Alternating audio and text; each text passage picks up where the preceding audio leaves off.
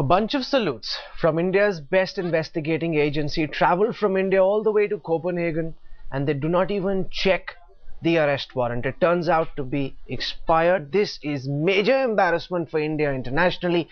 But can the CBI's blunder be dismissed as mere oversight? That's what we'll discuss on the show this evening. For perspective, I'm joined by Nirmala Sitharaman from the BJP, Vinod Sharma, political editor of Hindustan Times, and Trinath Mishra, a man who knows the ins and outs of the CBI. He's been former director of India's premier investigating agency. With us also for perspective is Ms. Renuka Chaudhary of the Congress Party. I start with you, Ms. Sitharaman. Can the CBI's statement and explanation be accepted when these officers say this was an oversight? Well, even if it's an oversight, it's a very serious oversight.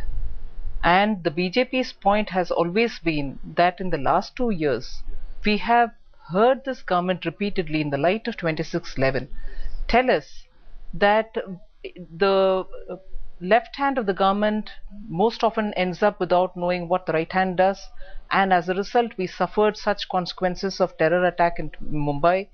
But post Mumbai, the effort of this government would be to ensure that there is a greater coherence in functioning, and that the Home Ministry would ensure that this kind of lapse doesn't happen.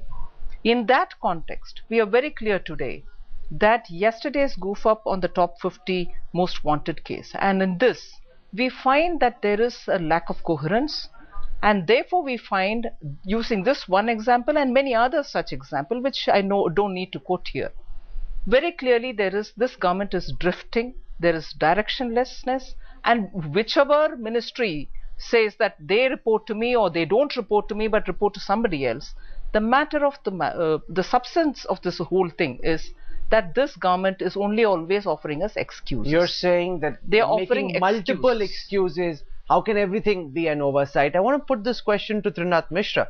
When anybody goes abroad, they check their passport, they check their visa, they check why they're going and whether the basic reason of going there is under control or not. Now, these CBI officers were not going on a pleasure trip. They weren't going on a vacation. They were going there to seek the extradition of Kim Devi. How can they, sir, turn up there with an expired warrant? Why didn't they check it?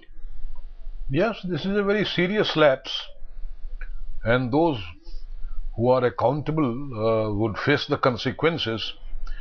But it won't have any adverse legal impact on the case as such, because the lapse has been corrected very quickly. Surely that's no explanation, sir. How can the fact that the lapse has been corrected justify the fact that the lapse happened in the first place? As I said, the lapse has occurred, and it would be duly inquired into, and those responsible would face the consequences. In CBI, there is a set drill.